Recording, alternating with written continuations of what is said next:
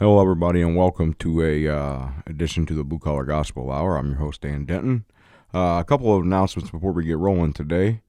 We've got a lot going on in the studio in general, a lot going on with the podcast. We also, in conjunction with the podcast, recently launched a DIY publishing company called Lunch Bucket Brigade. We had a book release party in the studio recently, had a live band play. Two guitar players, anyway, Ryan Roth and Sideshow and Craig Ackerman. So I had a good time. We recorded some footage from that. We're going to try to get that up. We have a studio YouTube page called No Duck Studios on YouTube. Follow us there, like, subscribe, share, all that good stuff. Today's episode is a studio party, I call it. Every now and again on a weekend night, we randomly have friends from work or artist friends, poet friends, just acquaintances we know randomly drop in and check out the studio and hang out. And this is a recording on one of those occasions. My friend Adrian, an incredible poet, was in. Bill, my friend Phil Reiter from work. He's the on the board of directors for Landon's Hope Foundation. And my buddy Mike, future host of the Dad Bod podcast. And our friend Eric from work also. So anyway, they dropped in and we chilled out. Adrian read some poems. Bill talked about the foundation he's on the board of directors of and had a good time that night. Eric and I talked about a former employer of ours that we have zero respect for, basically. So with that, I'd like to redirect you to our studio's website, noduckstudios.com, /stores, where you can find a copy of Lunch Bucket Brigade's first chapbook, Department Stores, by our friend Craig James Ackerman. Department Stores is an incredible short story written and has cameo appearances by Santa Claus and Bigfoot and features some of the meanest and most depressing department stores near and far. Enter at your own risk. You can buy that book $5 free shipping at noduckstudios.com /stores. Let's see, we got any other announcements? We have our first monthly zine from Lunch Bucket Brigade coming soon. Lunch Bucket Brigade coming soon.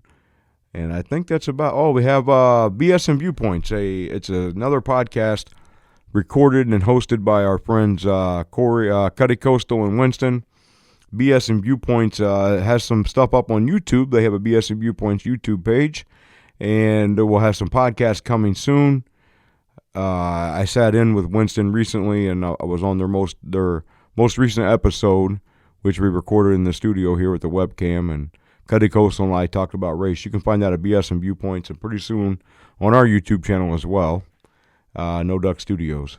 So our intro music coming up next was recorded and produced and engineered by our friends at In Sessions Productions. Find them at youtube.com /In Sessions Productions. Roll the intro music.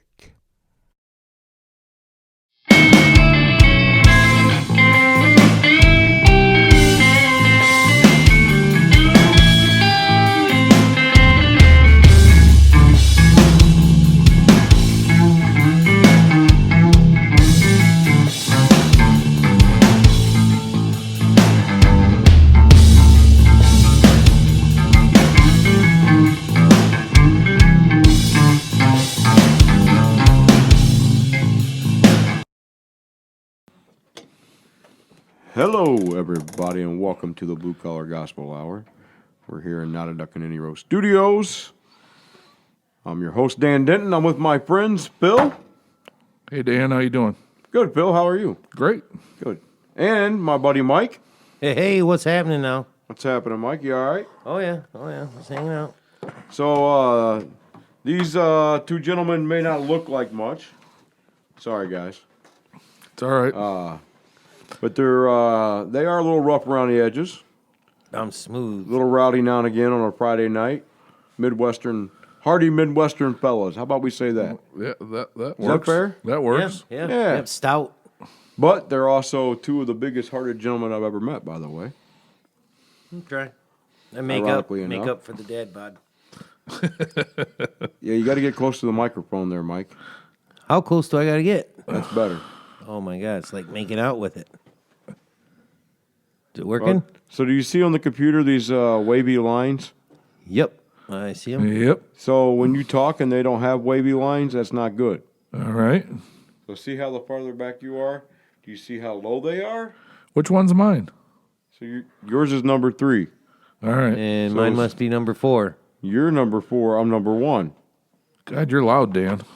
No, Yeah. I'm the same. See? I see. I'm just consistent loud. Yeah, but we got to almost deep throat this thing to be on here. Why is it always like 3 minutes into an episode and Mike is talking about deep throating something? I don't know. Well, I don't know. Dad Bod podcast. Ask him there. Soon, What's going coming on? soon. Hopefully soon. Coming soon, the Dad Bod podcast. So what's new with you? You had a bunch of guests this past week I've or had so, a bunch of guests in the last couple of weeks, and I'm still learning what I'm doing. which makes it cool. Had Dr. Teresa Konwinski in, Doctor. a friend of Mike's. Referral, well, also a friend of my wife's. Yeah, more his wife So knows what's that up. was pretty. That's the first time I've ever had a doctor in the studio. cool. It was kind of cool. Cool. We should. I was thinking the other day. You know what I need? Mike. I bet Mike knows somebody. Mike knows everybody, by the way. What kind of stuff you need? I need like a doctor, like a psychologist. Like a full-blown psychologist? a psychiatrist, or like a like a psychologist. social, like a real high level social worker, to like do like an episode on like how to handle mental health during an election and a pandemic in 2020, and like talk about mental health and like self Well, care. we all need that I during think this I got election. somebody. Yeah, I feel like that's an episode people need right now. Yeah, right now for sure. With the We need choices somebody to- we're facing. We need somebody to pat us on the head and say it's okay to drink a sixer on every Friday and Monday. Not that I drink, but you know, some people should. You all right, Mike? Yep, I'm just trying to see if I got somebody old here on the face Twitter to accommodate your needs. Are you posting that on Facebook? No, I I ain't, know I he's ain't post- psychologist. I'm not posting that one. Next thing you know, I'm going to have a couple people telling me, well, you should definitely know by now, Mike. No, I think I got a friend, but before I say anything, See, I got to make sure. I knew I bet he knows somebody. I just thought that'd be a cool episode, by the way. So, not that I know what I'm doing, but whatever. Well, you know. So far, you know what's been really cool is I hang out on Friday night and people come over. Yeah. That's been, we hang out and we chill and we say funny stuff and make fun of each other. And Well, there you go. so, hey, by the way, do you have any more these hats? I have one left. I need it. All right. This has become, it's like just a really comfortable hat. And it's cool and it matches everything. Well, that's good. Except And- for red, really. When Yeah. Red Shirt Fridays, I'll have to wear a different hat usually. So would this accommodate your needs? A friend of mine owns a company that provides counseling services to individuals, families, or groups Yes. regarding psychology and emotional problems such as stress. Do you think? substance How well abuse, do you know family this friend? Well, I can't give their full name out, but Don't give it's their name T. at all. McCoy. Huh? Their name is T. McCoy. So, do you think that person would be interested in doing a podcast? We'll find out here in a second. That's her. Okay. We'll find out why we're talking. Oh boy. Oh, boy. There you go. There you go. It Got would be your live, next but we're guest not lined up. live. We're recording. I do have a webcam, but I don't know what to do with it yet. So Yeah, why that's it's- okay. That's why it's spaced down. Nobody 'cause wants to see us anyways. I don't trust it, so it's spaced down. That's why it's a podcast. I almost had a good joke to go along with that. We'll just watched say it too was an many- old Two Live Crew reference. I'm sure we all remember that song. Huh? Wasn't me? No, it wasn't in a face down, ass up. That's the way we like to, you know. Yeah, I forgot. They can't see me dancing, could they? Nope. Not when Sorry the about webcam's their spaced down. smooth. ass Sorry up. about their smooth moves they didn't get to see. It's Friday night. Not a Duck and Ninny Row Studios. So, because the people can't see the hat that I was referencing, yeah, it's a hard word to say on Friday. Yeah, it sure is. So, my buddy Phil has been very active in a nonprofit organization, very active in helping fundraise and do some things. You want to talk about that a little bit, Phil? Sure. The hat that I'm talking about was purchased from the foundation. Like, Yep. It's one of the taglines. His battle is my battle, and it's Landon's Hope. Landon's Hope Foundation, which is based out of Chapin, South Carolina. And a lot of people will ask me, so how'd you get involved with a charity out of Chapin, South Carolina? We don't live in South Carolina. We live in No, Toledo. yeah, we live in the good old Midwest, Yeah. Toledo, Ohio. So a few years ago, somebody added me on Facebook to this group called Landon's Jeep page. And so I'd open Facebook, and people are posting all these pictures of their Jeeps, and I really could have cared less about seeing people's Jeeps. And so I clicked on leave the group, and 2 days later, this stuff's popping up on my timeline again. All these pictures of Jeeps. So I thought I better figure out what this is all about, because obviously somebody wants me to see this. And so I read the story about what this Facebook page was all about. And it was a page started by some family and friends of this young man from Chapin, South Carolina, who had endured some pretty tragic things. At the age of 6 years old, he was diagnosed with a brainstem tumor.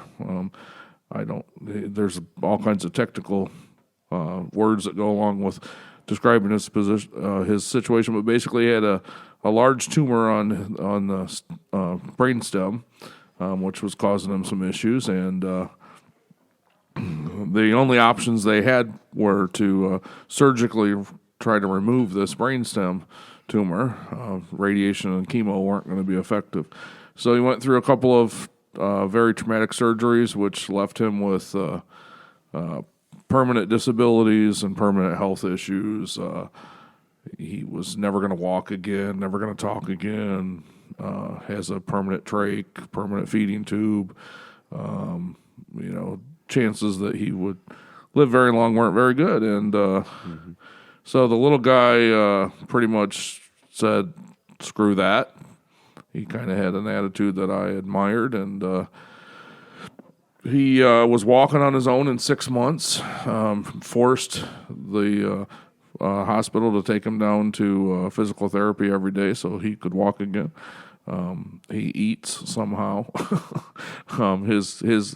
Actually, the muscles that help most of us swallow are paralyzed, but somehow this kid eats. And let me tell you, I've been out to dinner with him a few times. The kid eats. Yeah. He decided he was going to live his life, and he was going to be a 6-year-old kid. So then he was a big fan of a few things: Legos, like most kids, Star Wars, and Jeeps. He just thought they were cool. Mm-hmm. So family and friends started this page, and people from last count, I think 14,000 followers all around the world. So anywho, that year, a few years ago, they were going to do this Jeep Fest, Jeep Jamboree they called it, down in South Carolina, and they were asking people to come from all over the country to just show this kid some love and help raise money for a charity, not his own at the time, that helped other kids with cancer. And me and a buddy said, hey, we're off that week. It's 4th of July week. Let's go. So we made plans to go down for his jamboree. In the meantime, started getting interested in maybe we could do something special for this kid if we could get him and his family to come to Toledo for our Jeep Fest. It was going to be our second big Jeep Fest up here. So Good times. talked to a few people I knew involved with the Jeep Fest. Talked to some people out at the Jeep plant, see what kind of things we could do, and started communicating with his parents. So went down a couple months later for his Jeep Fest. Got to meet him real briefly. Took a nice check from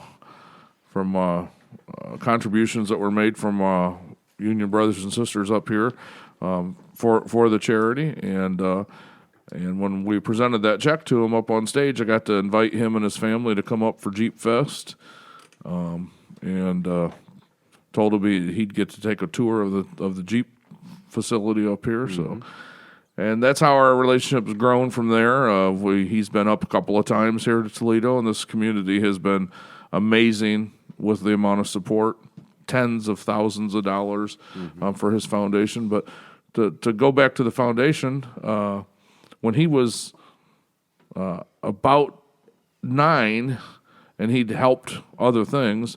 He said to his parents one time, it's nice that people send me this and they send me that. They send him Legos and Star Wars and pictures of Jeeps and all kinds of opportunities. And people had financially helped his family quite a bit because of the amount of medical bills and expenses they had and still have. And he said that he would like to dedicate his time to helping other kids because people had been so helpful to him. And which is when he won my heart. A 9-year-old kid who's been through hell and back, beat every odds, and that was his goal. So that basically for me has just become a big part of my life over the past couple of years. I've been very blessed to get to spend a lot of time with the young man. I've been traveled down to South Carolina several times for events that he's been supportive of, or his foundation has been. Last year for my Christmas vacation, me and a buddy took a road trip and went down and spent a couple of days with him and his family. And I was asked at that time to join the board of directors for his foundation, which meant that was going to take even more of my time. But it's very rewarding to be able to help these kids, and especially to help Landon. I tell people all the time, the kid's my hero. He taught me what life's really about, and how to be able to give back. And so it's very rewarding, and he remains very healthy for the situation he's in. His spirit is just something to see. I know Mike got to meet him. I don't know if you got to meet him when he was up last time. He's a super cool dude. Yeah, I've got to meet him. Yeah, a couple times. But he's something else. So I met him when he came around the tour. Yeah. I just got elected steward, and made sure I got to see him. That was one of the perks of being elected. But also when they had the fundraiser at William on the Rocks, when I took my son. Yep. All right. Yeah. Yeah, we did the little fundraiser and the breakfast. Yeah. When he was up here. Yeah. So he'll be the first one to admit when he comes to Toledo, he feels like a rock star. Oh yeah. That's cool. It's this community really supports and the community. Our brothers and sisters from Local 12 have just been phenomenal. Yeah. Every time we're going to do something and raise a little money, they get their wallets out. They do that for so much, though. I got to take him for a ride in my brand new Jeep Wrangler Rubicon, super sweet one, as fast as I could through my own cool track. And it was, tell you what, it was probably the coolest passenger I've ever had in my entire life. Little dude was like, "Let's do it." I said, "All right, let's really do it." And we did it, and it was sweet as hell. And you should have seen the look on his face and his dad's when they came out of that Jeep. Yeah. I'm like, is Mike ever bringing him back? He said, we're going to take him through the BSR track. And they were gone for quite a while, and they came back, and that kid was, the expression on the little dude's face, just in the whole thing. Yeah. Because, you go to a place to where you get to see your cool thing made, but yet you don't even get to touch it. You know what I mean? Yeah. Like...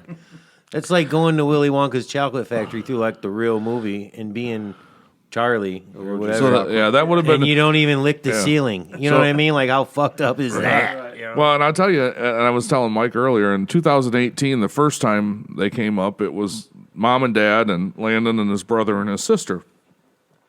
And when we did the plant tour, there was very specific, hey, they get on the golf cart, you guys drive around, you can stop. They don't get off the golf cart, they don't go, nothing, right? So, and Mom was great with that because, Mom's probably not going to hear this, so I'll get away with this. And if not, Elena's yelled at me for plenty, especially since I've been on the board. But Mom is a little protective of Landon, where Dad tends to believe that,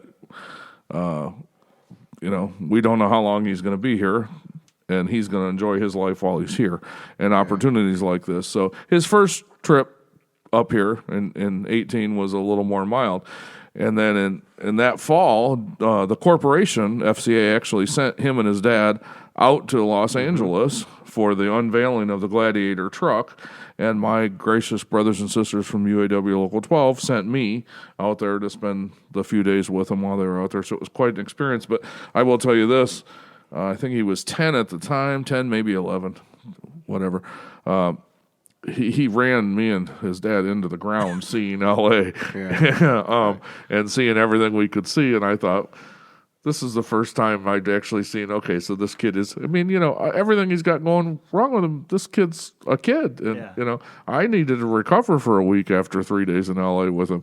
And so last year in 19, when they came up for the Jeep Fest, it was just him and Dad. And let me tell you, his experience at the Jeep plant was first of all, nobody gave us any strict instructions beforehand, so it was all holds barred. I mean, he got on the assembly line and helped build a Gladiator. All props to everyone there, management included, and we all know I don't give them a lot of props very often, but the love that kid feels when he's here. I mean, he's definitely something special, but and then when Mike said, "You want to go on the test track?" Oh, okay. Well, that was definitely one of the highlights of his trip, and it was pretty cool to get to see him. I mean, how many of us get excited about getting to get on the assembly line? Yeah, never. Oh, if I ever have to go back to the assembly line, I might retire. I'm FMLA now. Right. Hey, by the way, everybody, we're joined by my friend Adrian, our union brother, an incredible poet and artist that also works with us. So he's happened to be here recording some things earlier. Anyway, we were just talking about Phil, obviously, in Landon when he was in town. And I remember when Landon came through the paint shop because I didn't know what was happening, and I just saw everybody stop working and turn around and went, what the hell is happening? So and here he comes through. He is a star when he's there. And how often does that happen at Jeep where the line stops, everyone walks off their job, and the bosses aren't shitting their pants? I mean, the people literally, they were walking off their jobs and stopping our golf cart to get pictures with them, and the bosses were like, whatever. Yeah. Right. So I mean, that was a rare, Which was cool rare for him. day. That was Oh yeah. It was exciting. It was really nice to see. He was a big star, and everybody was really happy to nobody was phoning that in. Everybody's really excited to see. Yeah. So it's, but so the we've been able to do some. I mean, the foundation's only a couple years old. Yeah. But 501(c), and everything we bring in, everyone that's involved with the foundation is 100% volunteer. What's the name of it again? Landon's Hope Foundation. Now, I always tell people, be careful if you're looking to donate, because we're always looking for donations, so that we can do more. You go to landonshope.org is our official website. If you just Google Landon's Hope, there is a Landon's Hope Foundation in Kentucky, I believe. Has nothing to do with us. I'm not even sure what they do, but You're buying some guy a new Wrangler. right. So little hill jack. So make sure if you're wanting to know more about Landon's story and the foundation, it's landonshope.org. And that is you still have raffle tickets available, or tons of them, unfortunately. That was so a couple years ago. It is Jamboree, which we decided to make this Jamboree in South Carolina an annual event. People come from all over the country, more from the South, but. So last year I had this big idea that we were going to give away a brand new Wrangler, and I thought to myself, if we sell 1,000 tickets at $75, we can give away a brand new Wrangler and still make a bunch of money for the foundation. We can do some great stuff. And that idea was bound out of when I was on the community service committee at Jeep several years ago. We gave away a Harley, and we sold $50 tickets, and we sold 1,000 of them or whatever it was. Well, the idea, I wasn't on the board yet, and I kept pushing these board members and his mom and dad, oh, no, that's too big for us. And I said, no, I'm telling you, listen, the way his support is at Jeep, we all get a profit sharing check early in the year. I said, if we launch this right when we get our profit sharing, I'll sell 500 of those tickets in 3 days at Jeep. I mean, for a chance, $75 for a chance to win a brand new Wrangler, and not a 2-year lease. Win it, own it, it's yours. Okay? Mm-hmm. So after they drug their feet and everything, I finally got the tickets in May. and we got laid off for 3 weeks in May. And long story short, there was a rule in the thing: if we didn't sell enough tickets to cover the cost of the Jeep, at least break even, it reverted to a 50-50. So in June, when we had his event down in South Carolina, we had sold 230 some tickets, and we gave away $6,600. And luckily, the winners were a couple from the plant here in Toledo. So that was kind of cool. So this year, I said, okay, fine, maybe that was too big. Maybe we were overreaching, but if you guys would have listened to me and had these tickets available when we get our profit sharing check, I'm telling you we can sell them. So this year we decided we're just going to do a 50-50. $20 ticket, we're going to sell 1,000, winner gets $10,000. Or whatever if we don't sell 1,000. But we were going to limit it to 1,000 tickets so your odds are better, right? And I harped and harped. I'm on the board now, and we have these monthly online meetings, and I'm blah, blah, blah, blah, blah. We get it done. The day before we get our profit sharing, I get 500 tickets in the mail. 2 days after we get our profit sharing check, the China virus hits, and they shut us down. And we have so far sold roughly around 100 tickets because now we're off work for 2.5 months. The whole country's flipping out. We had to cancel the event, which is when we were going to draw it, unfortunately. So we've put it off. We keep trying to sell these tickets so that the winner gets something. Right now, I can't give you an exact count, but it's somewhere between 100 and 200 tickets have been sold.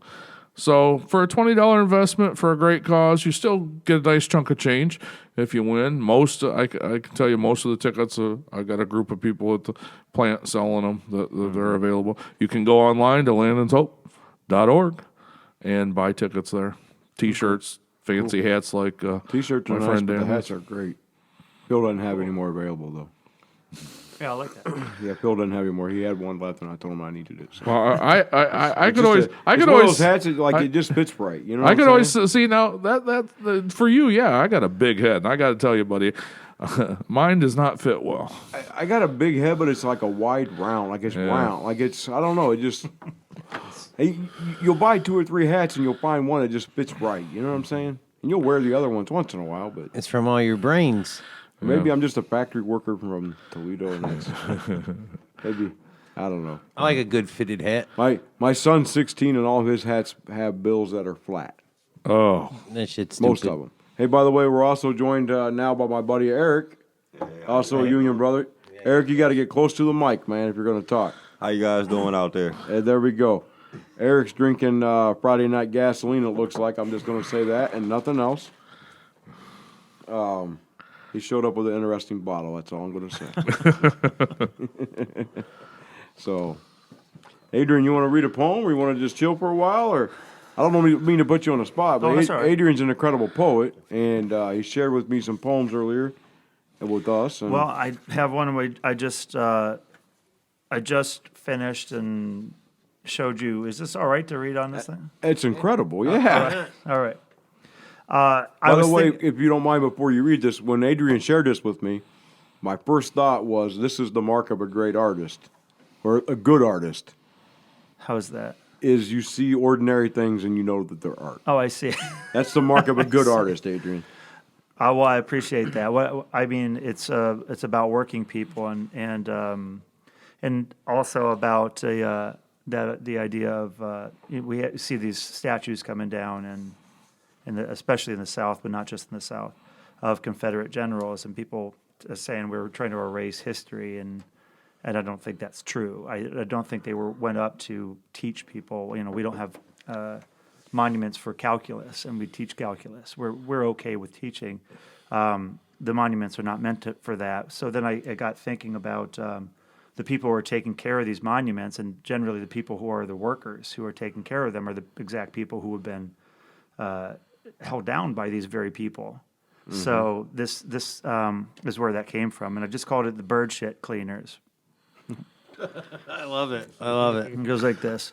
The bird shit cleaners rise each day in their genie boom lifts to scrape bird shit off the head and shoulders, the face and hands of Robert E. Lee astride his muscled, regal stallion, as rock pigeons and laughing gulls continue to release their cloacal payloads like judgments upon the very face of power.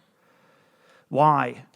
Why do the bird shit cleaners wake so early each morning to wield their putty knives and polyfiber brushes, to uncake and defecalate these monuments, stone and bronze testaments preserving the myths of preternatural conquerors who have long since succumbed to what nature always demands? What has Stonewall Jackson done for you lately, or ever? Is this some type of Stockholm servitude, festooned with the scars of former lashings, born blood deep into the genes of workers? Or have they simply been tempted into serving a more indifferent conqueror, the mighty dollar supplanting the once mighty Confederate general?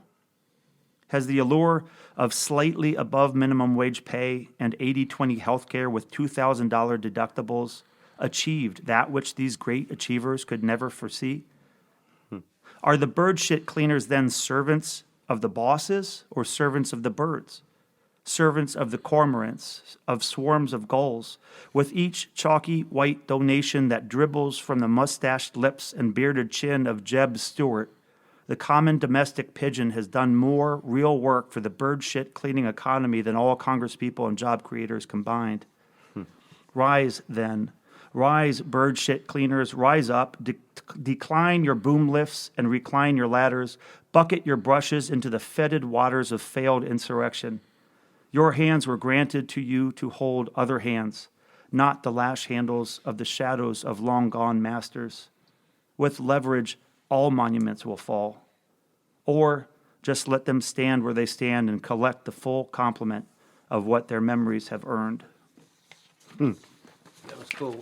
Defecalate? What was it? Defecalate. And I actually wrote Is that a before word? I learned it. I looked it up. And it's a slang word, and it just means cut the shit, which is about right. To Defecalate. defecalate. Can't wait Dan, to. guess what? What, Mike? I'm going to tell people at work now. You guys are going to have to defecalate.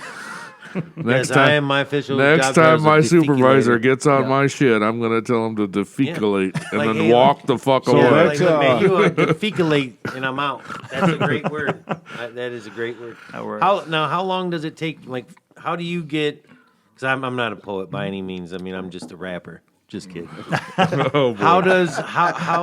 How do you come up with something like that? You know what I mean? Like, what's your Right. process of?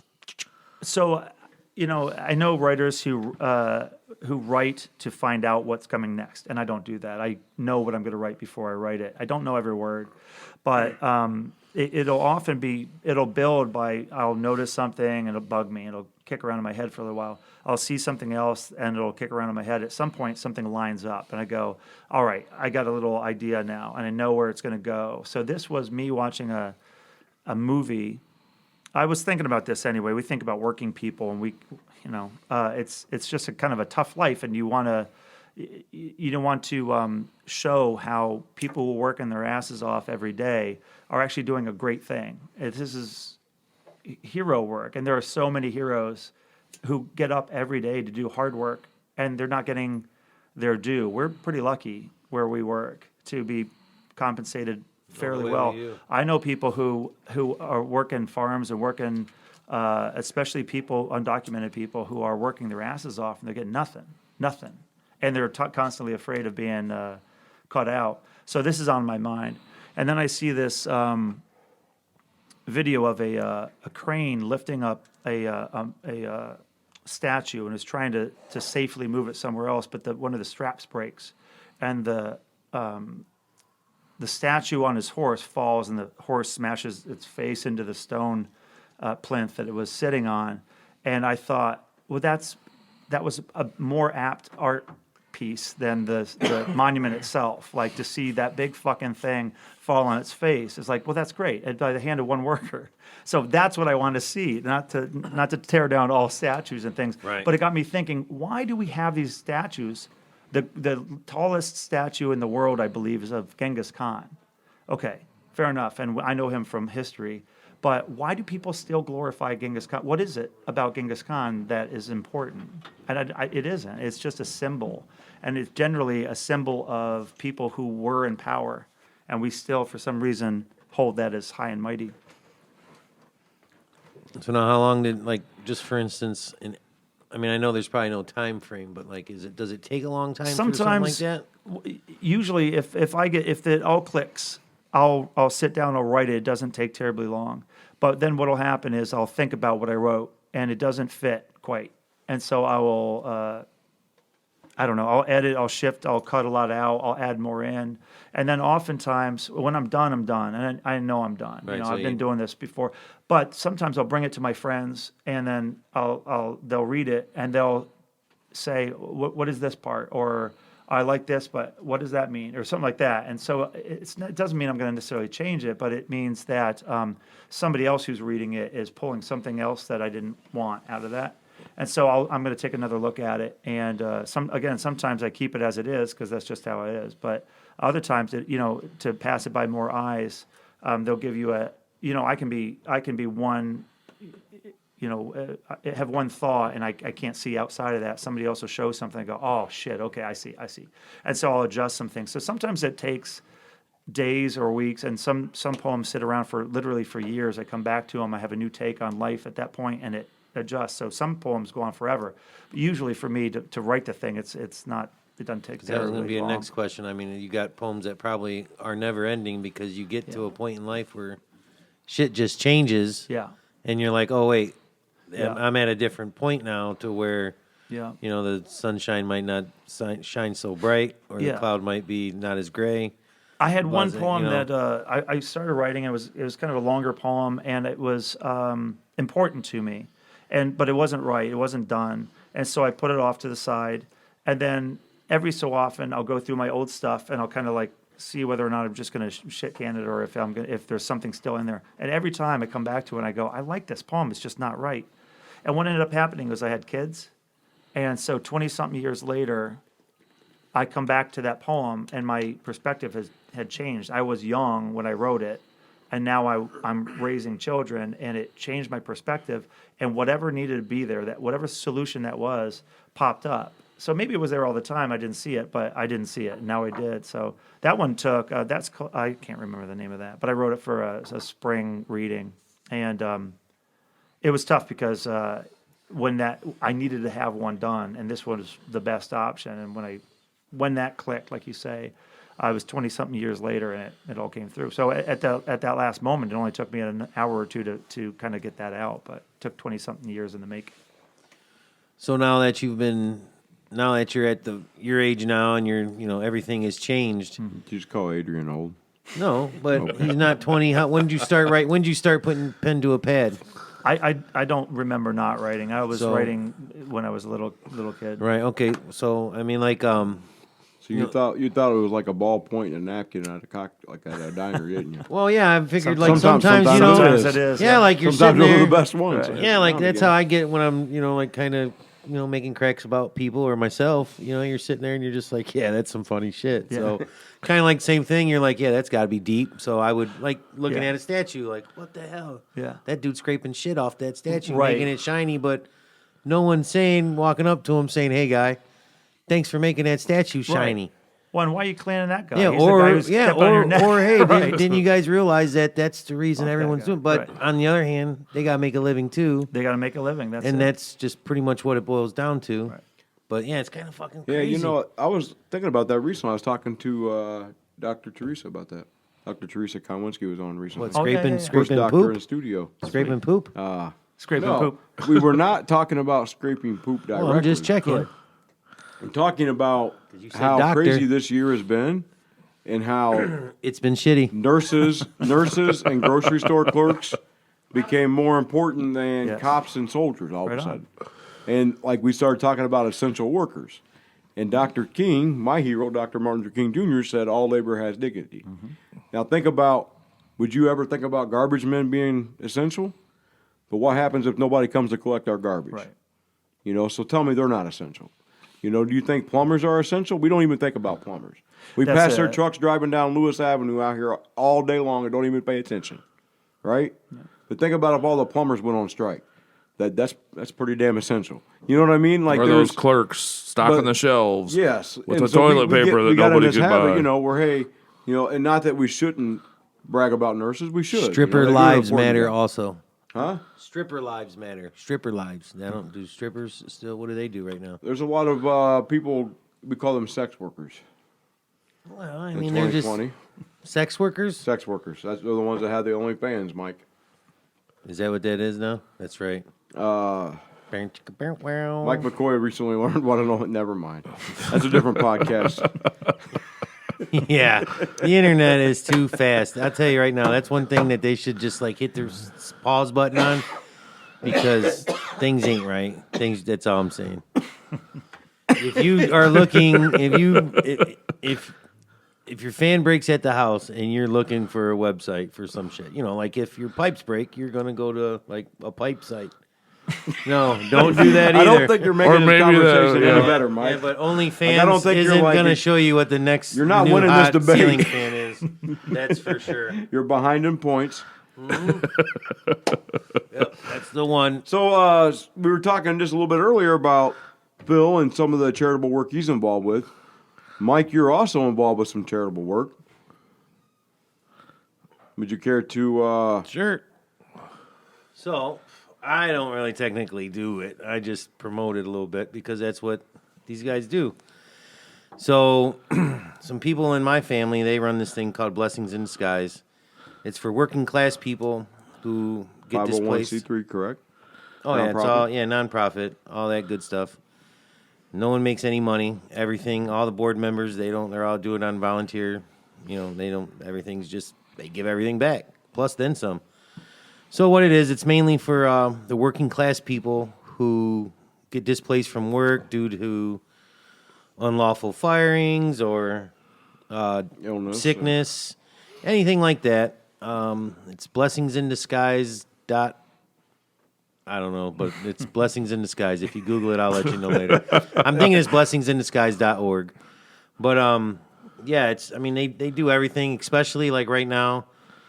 Even if you are working and you need any medical type equipment, they got a lot of things, the basic stuff that can cost a lot of people money. I mean, people donate them electric wheelchairs, hospital beds, and they give it all away for free. If you need, some of them chairs are $30,000, $40,000. Wow. And if they get people, because unfortunately, when you lose your insurance, you lose your job, a lot of times you lose your insurance. You get caught in the middle and you can't get it to get an electric chair, or insurance nowadays don't want to pay for that, even if you got a job. So that's where these guys come in, and they don't give cash, but what they do is if you need any of your bills paid, you send them their bills. So they the help you out with website, that. Mike, is blessingsid.org. There you go. That's it. Blessings, Blessings. Blessings. That's how you spell that in most American cities. blessingsid.org, O-R-G. There it is. That means that it's a nonprofit. You have to be a nonprofit to have a .org. Yeah. So see, Yeah. There it is. But yeah, and they So, they do a lot of stuff, and The they cool take thing, and not that this makes it any more, it does make it more cool. The cool thing is that this organization that Mike's family is involved with has helped a lot of the people that I work with that have maybe been off on a medical leave and not gotten a paycheck for 6 weeks sometimes, or whatever, whatever the case may be. Mm-hmm. That agency's actually helped some of our own union brothers and sisters, which is one of the reasons why I support them and want to help promote. They do a lot for kids. If they love, especially elderly and kids. They're always doing stuff. I'm not saying if your family needs stuff for little ones, but believe me, they like to help everybody out. So, and they're always taking donations, especially right now, because they used to have 1 or 2 benefits a year, and they were always big benefits because they had, they needed a lot of donors. It's been a tough year for that, that's for sure. And, when your house is getting, it ain't like house payments or cell phone bills, and even cell phone bills nowadays, they're essential. Mm-hmm. So the bills that they take care of, they add up. One person getting helped out is a chunk of money. And they need all the donations they can. So right now, like everything else, it's tough. And everybody that is kind and generous, they're usually kind and generous to a lot of other organizations. So they're like everyone, they're trying to pull a little bit off of everybody. So yeah, if you can donate to Blessings blessingsid.org. .org. Man, There it is. we should be like spokespeople. You think they'll let us make like a promo? Well, probably. As long as that video camera is still I don't facing know. down, Yeah, as long as that probably. camera's As facing long as down. the video camera is facing down. Yeah, because I think we both have faces for podcasts. Bodies for YouTube. I did notice, so when I bought this fancy webcam, I was playing around. They have these filters, Mike. You know what these filters are? On these like Snapper Chat. You got a they Snapper get Chat that on Snap Twitter. Give it little rabbit ears. Give it little rabbit ears. Yeah. Next thing you know, he's been coming out They with make little these red filters, lips and like you can stars. have you can have like a bear ears or a fancy yeah. Yosemite Sam. Can you still say him or is he canceled? He might be You know, canceled. a big fancy hat and a mustache. You can do those things, right? I did notice that the filter I like the most is the plastic filter. It's called because it kind of like fades it, kind of half black and white, half high def. So it's kind of, or I like the comic book one because maybe I got a face made for comic books. Is that what that is, Mike? Okay. All right. Thanks for talking about blessingsid.org. Mike has ADHD. Yeah, just a tad bit. Just so everybody knows, in case you're unaware, sometimes if you work in close proximity in a place like a factory, if you've ever worked in a factory, you probably already know this. But you just experience a certain, sometimes, not always, but you'll experience a certain like common bond with your coworkers that makes you kind of like family. It just kind of naturally happens a lot of times. Absolutely. So if you hear me cracking on any of the people around the podcast table tonight, it's because they're like family. Right. And this is kind of how I was with my brother growing up, especially with Mr. Mike over here, who He enjoys enthusiasm at I'll just say 4:35 this: in the morning. I love Mike like a brother. He has called me at 11:30 at night and needed to talk or needed something, and I've answered the phone. He's one of those guys, right? But between 5 a.m. and 5:30 a.m., I hate him. And there has been a couple of times where I have thought about throwing a coffee cup at him. And like I'm trying to be a peace-loving Buddhist most of the time. But Mike knows that I'm not a morning person. So 5 to 5:30 is the namaste motherfucker moment. fucks with me Right. every single morning. I and hear he his knows, key go in the door, and it's like how a dog knows that the dude's coming home. As soon as I hear his key get in the key at the work, I'm like, all right, here we go, showtime. Dude, I even got my cubicle partner Tom ready to, and Tom's like he's like an older dude, you know what I mean? He's not older than me, just a he's chill like kid. 46, Mike. Jesus, just- he's 4 years older than us. Yeah, he's But he just a does chill seem- kid. We call him Tom Wayne if it makes you feel any better. Yeah, 'cause he's like kinda Tom Wayne. He's just an a old chill school union guy. old you know? school cat. You know what I mean? So he would always just be like, "You're stupid." Now I got him joining in on the whole stupid. This games. is what I mean. So you know me, I'm not a morning person. No matter how many years I work day shift, getting up at 4 a.m. is just not for me, man. Like it's never going to change. All right, but first shift, the day shift is way better than the afternoon shift if you got a family and if you want to have any kind of life. So I do it, right? So Phil works afternoons, so he knows. I used to work Afternoons. Isn't that a funny word for our So, shift? right. Afternoons. Yeah, Who the they fuck should- are they kidding? They should There's just no call that 5 p.m. to stupid 3:30 in the Nothing- morning Yeah, they need is to call not that afternoons. I Listen, think in that's 7 stupid years, I've PM. learned That's one what that's thing. called. In 7 years, I've learned one thing. There's nothing normal about our life. Yeah, that's true. Nothing. It just kind of. like, it's just- it's Afternoons not. does have its benefits, though. Yeah. My bar tab went down about $1,500 a fucking month when I got bumped back to nights. He said $1,500 a month. So anyway, the reason why I hate like him for my a half hour a day beverages. is I like to break dance. I'll come rushing in sometimes, 5 in the morning, 5:10 in the morning, running not late, but like I'm rushing in. People are calling. Like I've had 6 phone calls on the way to work and whatever else is going on, and I'm tired and cranky, and it's Thursday morning. I'll put my key in our office door, and I'll unlock the door, and I'll walk in. And look at Mike. And I look over, and he's just smiling like a puppy. Because as soon as he walks in, guess who's desk is like right there. And he just starts doing this. Do it, Mike. He does this fake bugle thing. Do it. So you can't see him, but he's like playing an air bugle, which that's an air trumpet, I suppose. Right. Yeah, it's kind of like an air You're whatever. making a bugle noise, but playing an air trumpet, just yeah, so you that's know. part of the whole gig. So anyway, and he does this, knowing that at least twice a week, I'm going to yell at him. Adds to the fun. See? So I've decided that I hate him for 5 a.m. to 5:30 a.m., but he's like a brother I really. It kind of gets him warmed up for his day. You got to pull that cord to get the engine running. Yeah, because, I mean, if not, I don't want him to be pussified all day. Yeah, you know, be like a puppy. Like, you know, there's a random Tuesday morning, you're like, Mike, yeah, you asshole. Especially And you if go I about- can go on the old But face there's that Twitter. one morning, you know, that somebody's already yelled at me on the phone, and I'll go on walk face in Twitter, look that he posted something at like 1:30 in the morning, so I know he's tired when he walks in. And then it's like, hey, guess what? Let's fuck with him.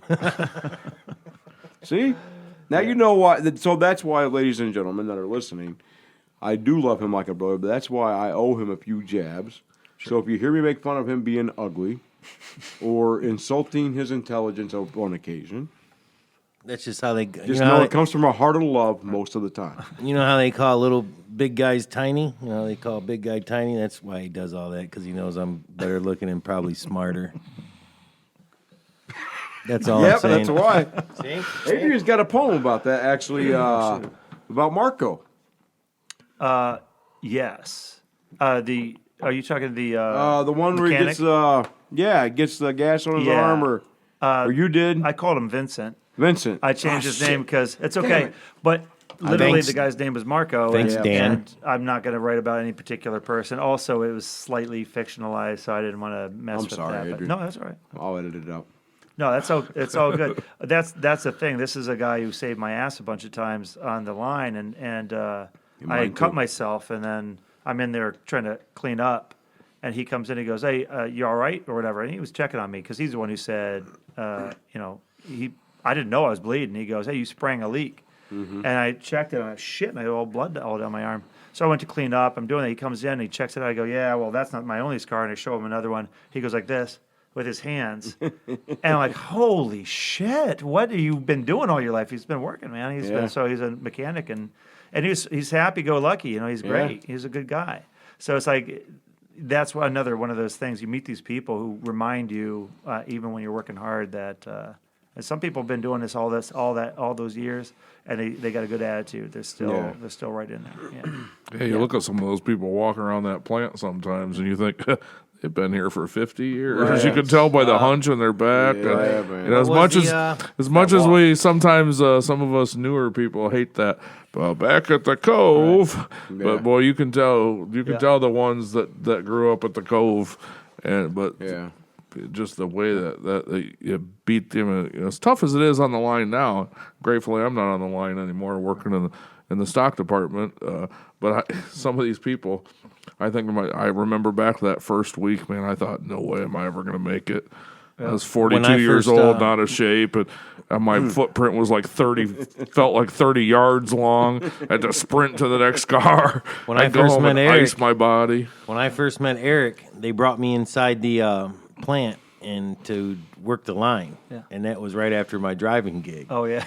And, and I came in. Now, these guys are used to pumping 550 cars out every day. I'm used to driving 4 or 5 Jeeps a day. You know what I mean? I'm going from penthouse to the gutter. I'm like, what the fuck is going on here?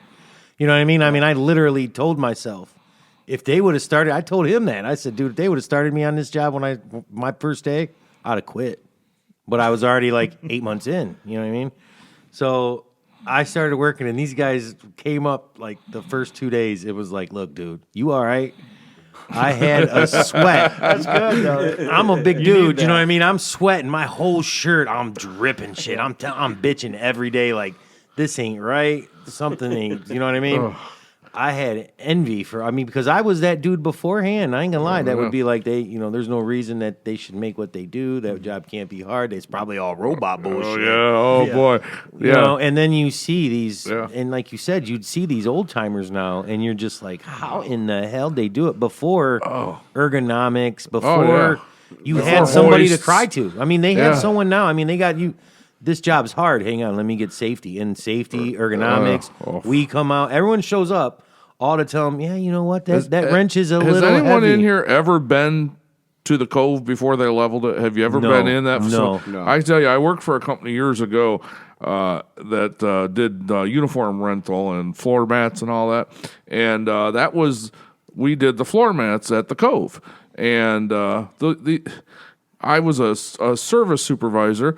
So when we'd have holiday makeup days, I'd always take that route because that's all you did. You had a step van, like a UPS truck, full of rolled up floor mats. And once you got it done, you were done, and I could go back and do my job back at the plant. So I'd go there, and I mean, you could see through the floors. That's what they said. I mean, that's not when these old timers tell you back at the Cove, they're not bullshitting you. I'm here to tell you that was some decrepit old.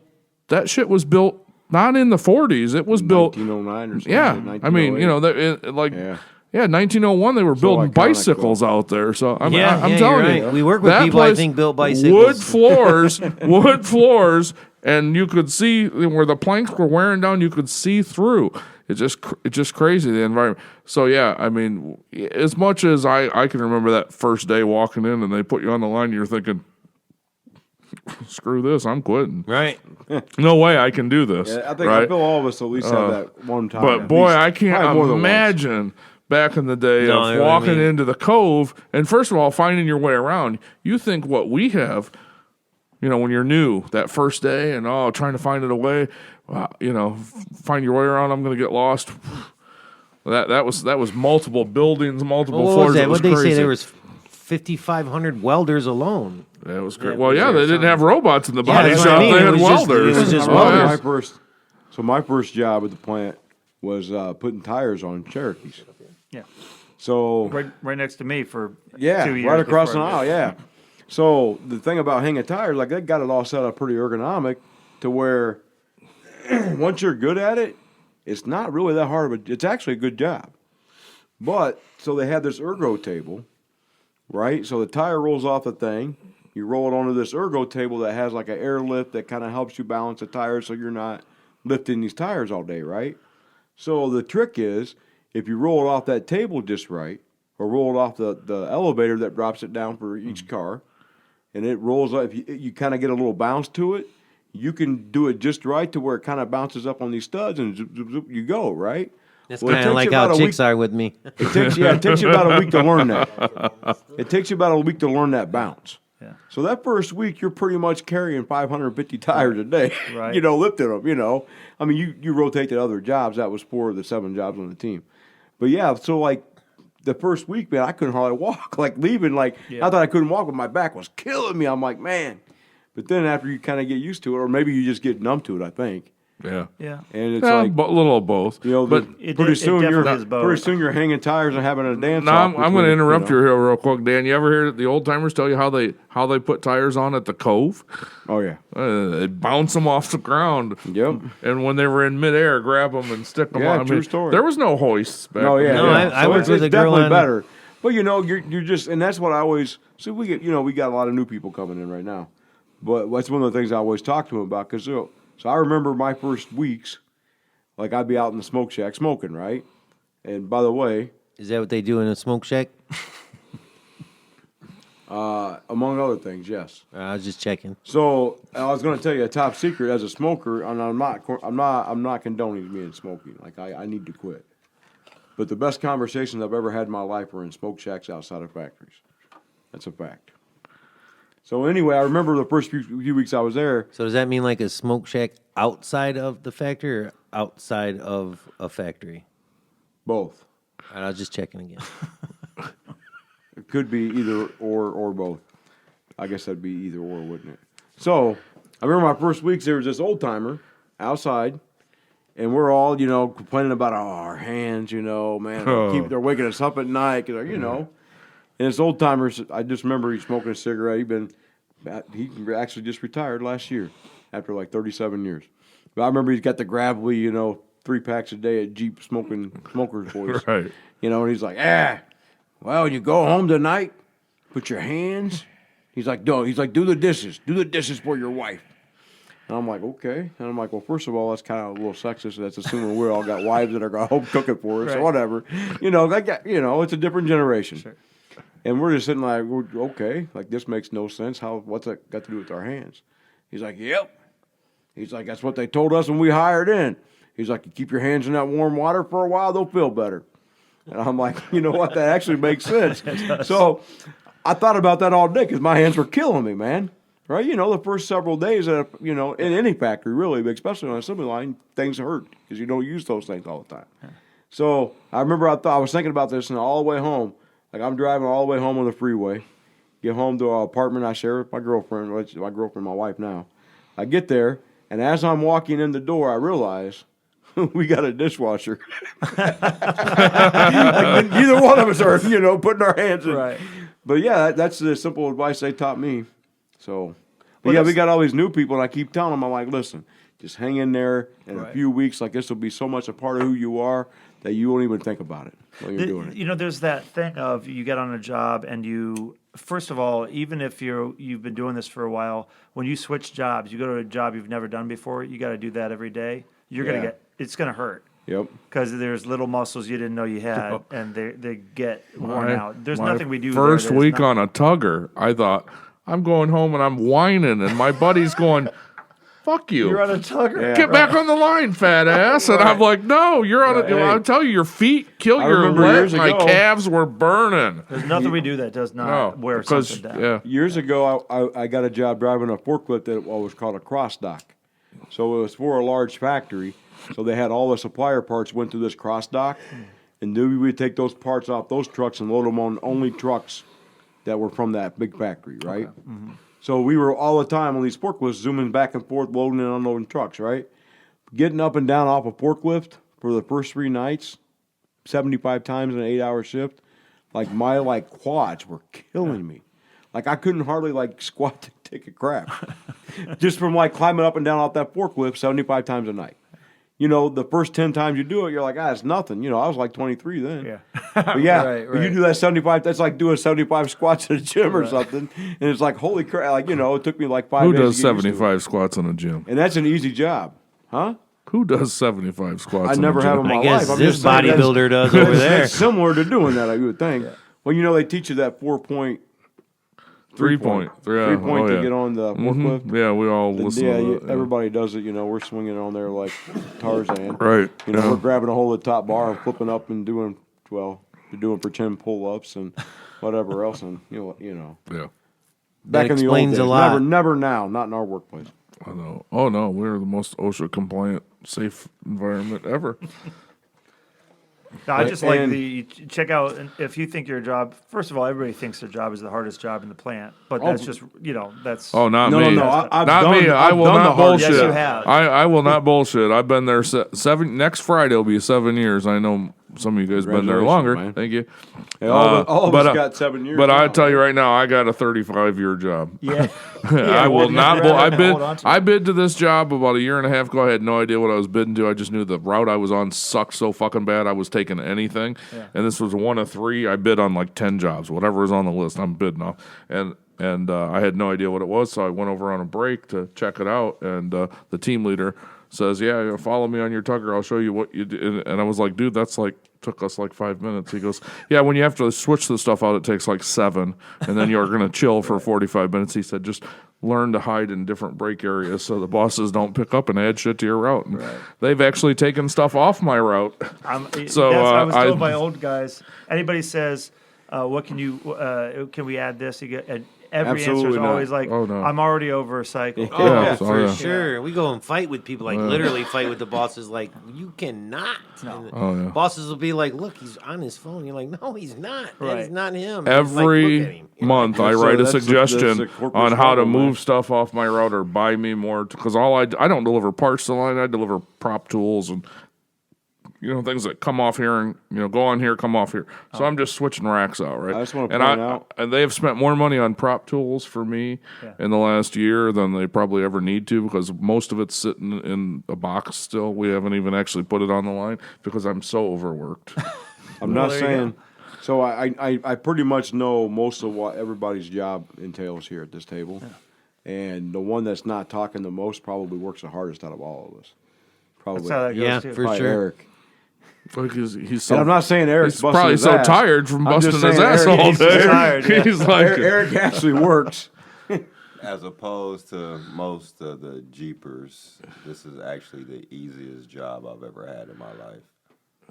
Oh, there you go. Well, this is not the I easiest mean, job I've ever had, but it's I not could the say hardest it either. definitely keeps me busy. It's one of the busiest, but It's just worked the in hours. It's steel the plants grind. since I was 19. So this is the lightest parts and the easiest on my body. So You did what? I've been working in steel plants, cutting, Ooh. grinding, and milling steel.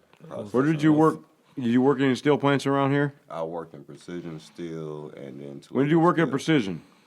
I started, let's see, around the time Aaron was born, so about 2010 Uh-huh. until I started, So you were there when I was there. maybe. What shift did you work? I worked everywhere from going to the weekend shift every time they got mad at me. Which building did you work in? I was in the grind building, Where were you last Thursday? but I was So you weren't in the laser cut, you were in the grind across the street. Yep, but I was often on the forklift transporting parts or in the truck going to machine shop. Did you ever see the weird nighttime oil guy that worked in maintenance? I don't know. That was me. I was gonna say you were a maintenance man. look across the table. Listen, I'll tell stories about that place all fucking day. I don't give a fuck they sue me or not. Oh, Fuck man. Precision Steel, man. That was one of the worst shitholes I ever worked in. That was Listen, I got the biggest pictures on my joke phone I've of their ever had goddamn to- bathroom. If they fucking want to go to court, I'll show everybody. They don't want that smoke, all right? You were taking pictures in their bathroom. Am I wrong, Eric? You worked in the. the better building. What's even worse is go and find the boss now. You should see him. But speaking of which, I saw the owner try to fight somebody one time. Yeah, he kicked in dude's door Yeah. and tried to jump on his car. I was Yep. there that day. That's nuts. True story. It's wild. It's one of the wildest places I've ever worked. I worked in a lot of places. Had a pretty colorful life, but that was a wild place, man. That just so happened to be the highest paying job before a Jeep, so I stayed there. And So the beauty of that job, it wasn't like the best job I've ever had, but I made like $13 an hour working in a. I definitely was not qualified to do what I was doing. All right, I have like zero qualifications for any of that. Just a little bit of like know-how of like using how to tools, and like I could bluff my way through some shit, right? Well, that worked out for you. Kind of the same and situation you have now. I huh? showed up to work Bluffing your sober way every through day. it? Oh, well. Which was a quality in that place, right? Like I was reliable. I showed up every day and I was sober and I needed money because I paid a lot of child support.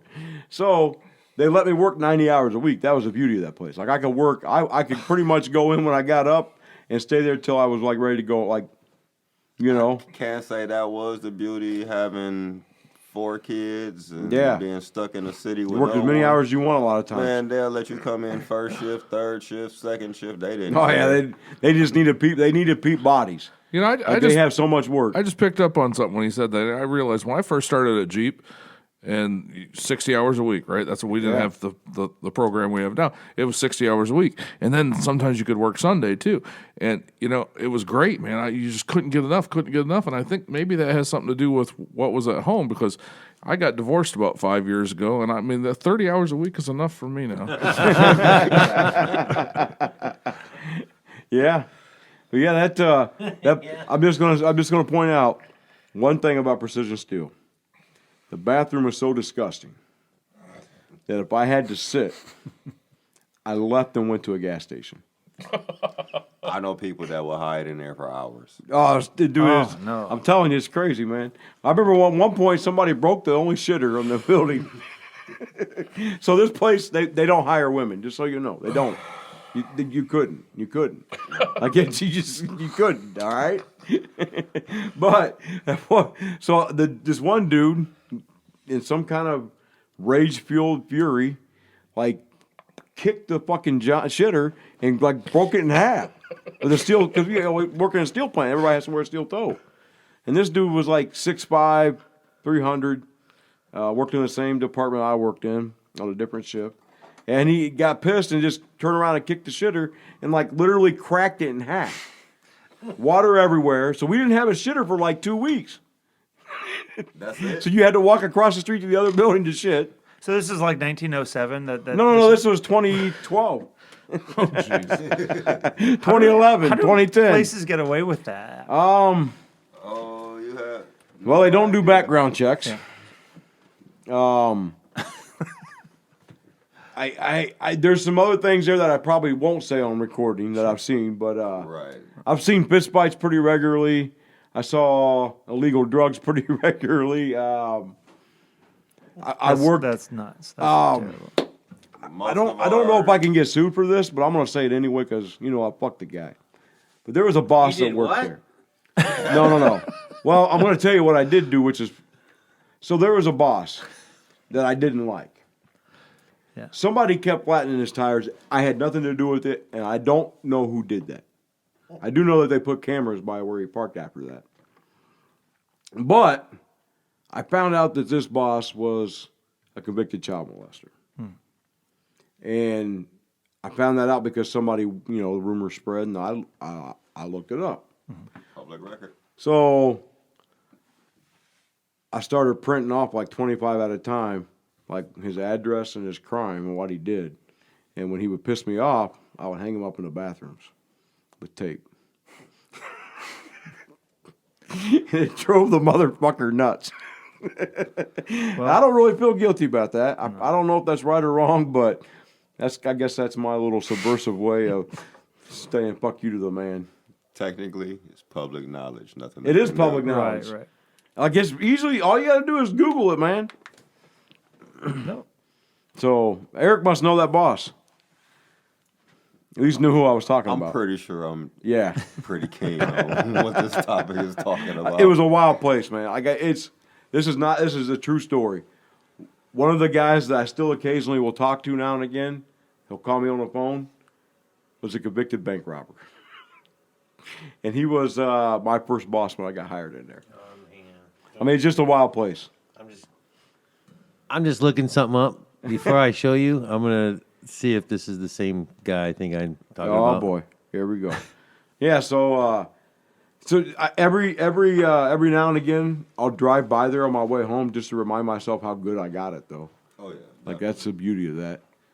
And someday, I'll sit down and I'll write a book about it, and I'll have some colorful stories to tell. I can base some fiction on some real life events and draw from. Yeah, it's all fertilizer. It's all Yeah. the meat that we pull from to. Hey, Phil's make back stuff. with another cold one. A Friday night off. That's what we do, right? It is. That's what I say. The Midwestern. We're hardy Midwestern men. That's right. Dan, that job that you had that you were talking about, the bad one on Cherokee, that was the job that made me switch to the paint department because I needed to get. I was second shift for 4 and some years, and I had kids and a wife, and I didn't see them. That's what that poem is about too. Yep. It's like you realize 5 years after they left the home that you haven't. That poem not has seen an this- I can't imagine. for a factory worker. Yeah. Yeah, I can't imagine. I mean, working the shift I do doesn't. I mean, it's tough enough. I got 2 grandkids, and so it's tough enough. You're only going to see them on the weekends, anyways, and they get that usually Sunday with them. But I can't imagine being I was blessed my whole life when my kids growing up. I was always there. I always had that day shift job, so it wasn't until they were raised till I started working nights. Yeah. This is my first day shift job, and I still hate getting up every day. Yeah, I'm telling you. Right. Yeah, I didn't make it don't. I easier. tell you what, when I got bumped back to second shift, I was screaming and crying, throwing fits. No way. I tell you what, I do not miss those mornings because that first month of going from, I'd worked my last job like 2 years working nights, and then come to Jeep, work nights for the first couple of years, and I finally make it to days. Oh, I'd get home at 4:15 and take a nap. Yeah. Because I was so exhausted, and then, that vicious cycle, wake up at 9 o'clock at night, now you can't get back to sleep. Next thing you know, you're showering and going to work and fighting to get through the day. Not if you had a machine. So how long were you on that job? I didn't do the harness job. I was what I wanted to do was I needed to drop to first, but I knew I was in chassis across from when you went to first. I was still on that same job, and that was a pretty decent job, but it was just wrecking my knees and my back, and I mean so many things do that. But I just wanted to drop to first. But I went, if I go to first shift, I know exactly where they're going to put me, and it's going to kill me. I'm not going to do it. I'm not going to be able to do it. I was 44 then to go on that job. And I heard you're a hard worker, and you after 2 weeks you said, fire me or move me, but I'm not coming to do that job anymore. And I'm like, I can't fucking do that. I'm not doing it. So I said, all right, make a plan, get over to paint department, do whatever I got to do, then drop down. And there's no job in paint that's that job, that harness job, and it's been right. It's been all right, and I'm still in paint. It's all right. Yeah, that job. So I was on afternoon shift when we got hired. And I loved it. Like I didn't like that I didn't see my kids much, but I'm divorced, which made it, it makes it a little bit different. But I would volunteer, like for my kids, I would volunteer like to be a reading tutor. Oh yeah. So once a week I'd have lunch with my kids and like volunteer to help another kid. You know what I'm saying? So I could see my kids at least once during the week. Yeah. And then I would see them every weekend, of course, but almost every weekend. But so I started dating my wife, and at some point we got pick days, and I had 2 weekends off in a row, and it was like June, and I've been there almost a year, and it was like 2 summer perfect weekends in a row where I had like a whole weekend with stuff with my family, like the kids we swam in the pool, did whatever, all weekend, right? Well, then the next weekend. My wife now, we like went to a concert at Centennial Terrace, and like after that I realized, I'm like, man, if I was on first shift, I could do stuff like this every weekend. Right. You know what I mean? Right. And so I like a regular person. Yeah, so the next day, like I went in, I told the steward and Hillbilly. And then like I just saw him last week. I'm not going to say anything bad, but it took a few. It took longer to get the day. It took longer to get the day shift than it should have. All right. Right. Yeah. Anyway, so I get thrown on day shift, and I got no seniority. I haven't been there a year.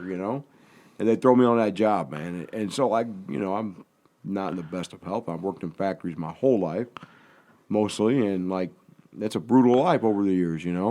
Like my doctor, I got arthritis in both knees, and my doctor tells me all the time, find another job.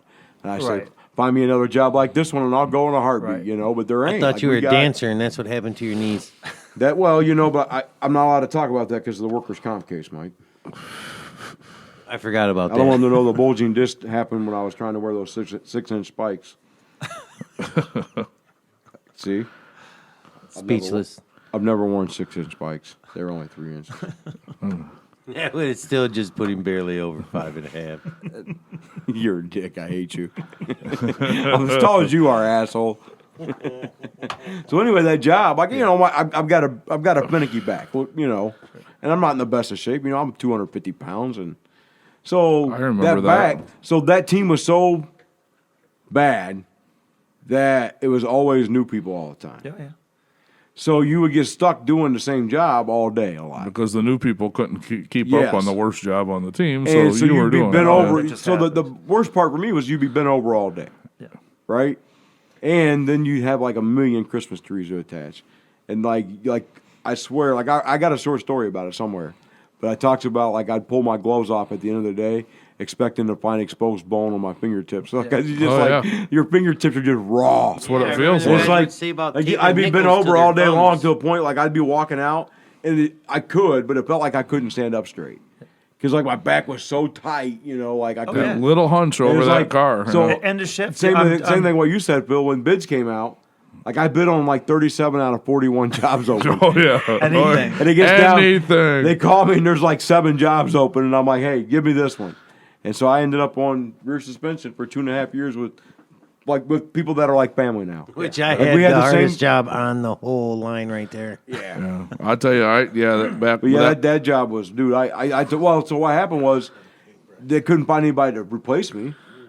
And so they'd leave you there. Yeah. You had the bid, but you couldn't move. I had a bid for like a month, and finally I called our steward. And I'm like, listen, either they move me or I'm going on medical leave. I'm like, fuck this, my back is killing me. I'm like, either I go on medical leave or you move me to my bid job. Like, fuck this. Like, I'm not doing it another day. And if it wasn't the back, the worst part for me, I can remember. And I started in October, right? It's cooler here in the Midwest in October, and I'm on the evenings, and so I'm doing this job. They're trying to train me on the hard job on the team because they want to rotate, right?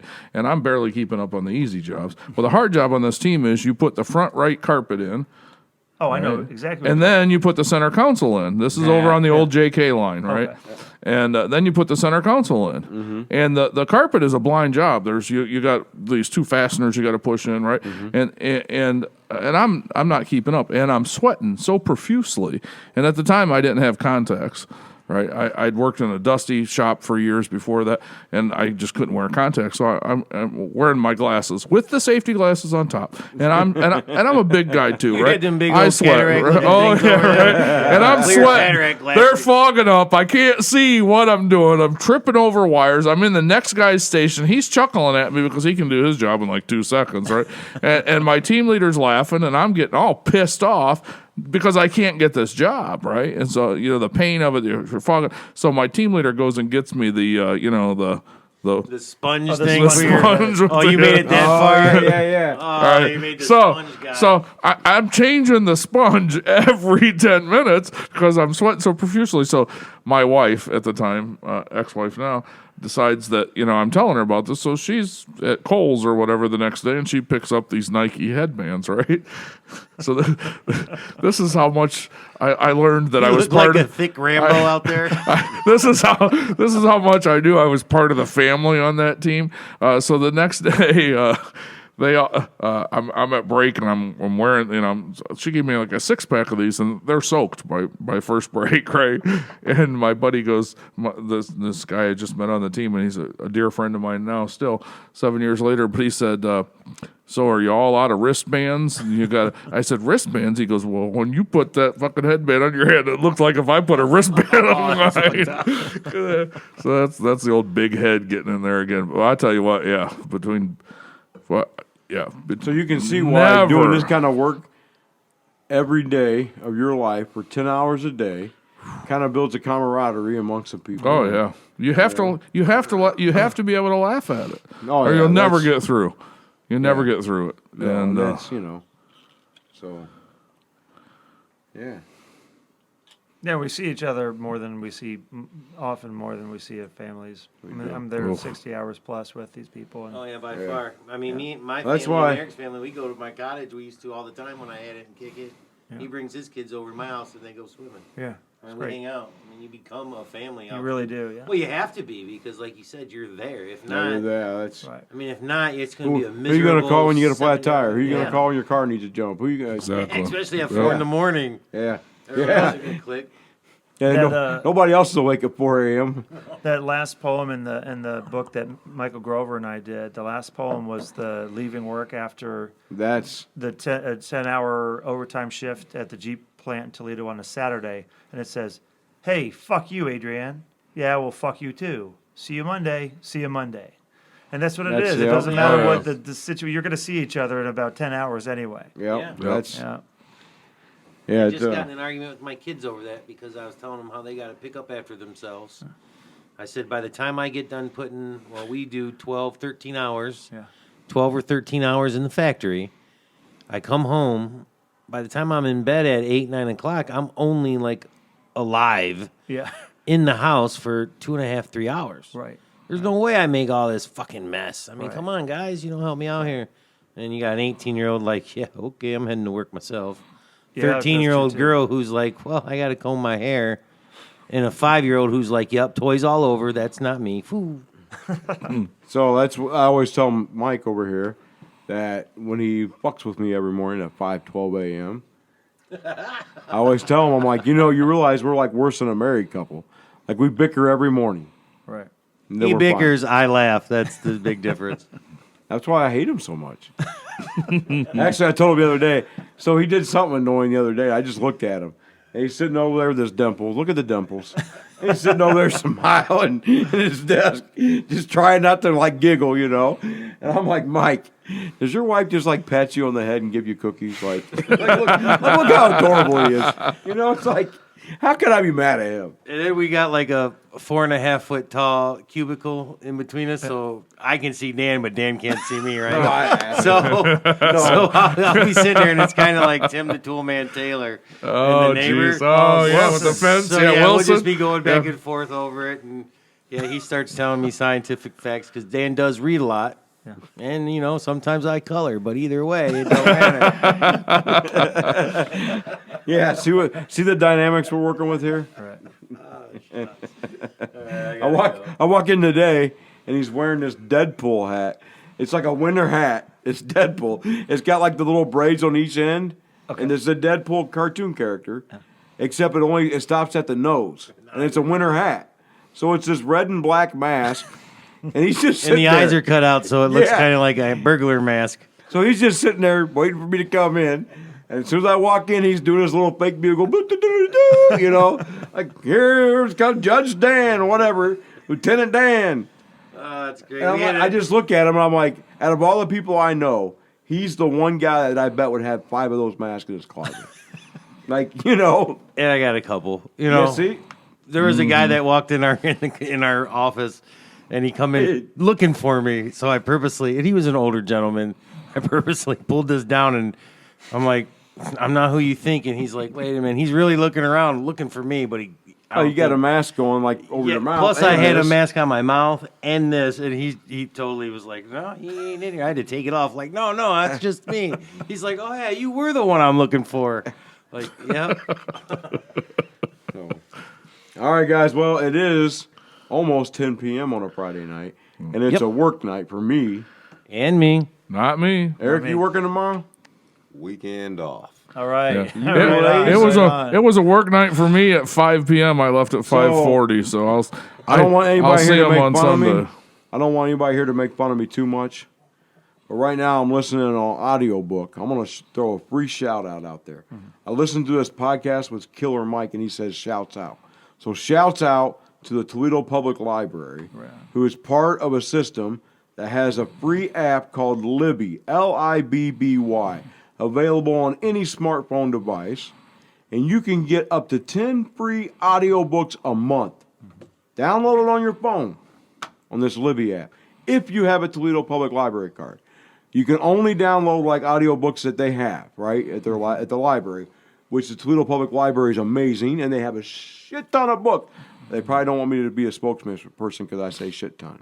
Yeah, well. But I'm plugging shouts out to them. Anyway. You can also shouts out to Overdrive. You could use Overdrive, but yes. At one point on rear suspension at an assembly line, we had 10 dudes listening to the Hunger Games audiobooks at one time on this free apps. That's where I listened to it at. That's great. Yeah. Anyway, We got time. right now on that app, I'm listening to Eat, Pray, Love. Okay. So don't make fun of me. But Elizabeth Gilbert is a really good writer, first of all. But in this book, even though I don't want to be like spoiler alert, we have to do spoiler alerts. Everybody Do they fucking die knows at the the end? story. Does everybody know the story? Nope. It was like a major movie. Anyway, she goes to Italy for 4 months, to India to an ashram for 4 months, and to Bali for 4 months for like a tropical paradise or whatever, yoga. I don't remember why she went to all these places. But when she's in Italy for 4 months, she writes about how much pleasure is important in Italy and how they only work 40 hours a week and how it's okay to walk down the street eating gelato at 9:30 in the morning because why wouldn't you? Gelato's amazing. And why would you want to deprive? And like, I'm listening to this. And she talks about how the Italians like make fun of us because we brag about how much we work. Right. And it kind of makes me Yeah. sad as It a is union, true. as a union man. Yeah, but that's Because we're just the culture. this whole hour and a half we've been sitting there just shooting the shit. The new kids are saying chopping it up. The whole hour and a half we've been chopping it up. We've been talking about working 70-hour weeks and overtime and I'm reading this or listening to this audiobook. By the way, you should listen to it. It's a cool book. I know because I listened to it once before for the free app too. But anyway, there's some parts about the ashram that was kind of cool, and I wanted to listen to them again. But so maybe we should go on vacation to Italy sometime. Right on. And eat cheese, drink wine. I don't drink wine. Well, you could I'll drink eat like some fresh Italian olives, Pepsi. man. Do you think they have the extra virgin oil there? Olive oil? Yep, they have people How stepping many on 'em. extras? How many extras? Never mind. It's a Friday night. We ought not go down that rabbit hole, Mike. Yeah, you might not want to mention whole and virgins and all that stuff on the same thing because it's not right. Because Oil. the next thing you know, Oil, I'm gonna be yeah. making. I'm gonna be making little person porn jokes. Little person sex workers. Hey, thanks for joining us. I'm out of here on that.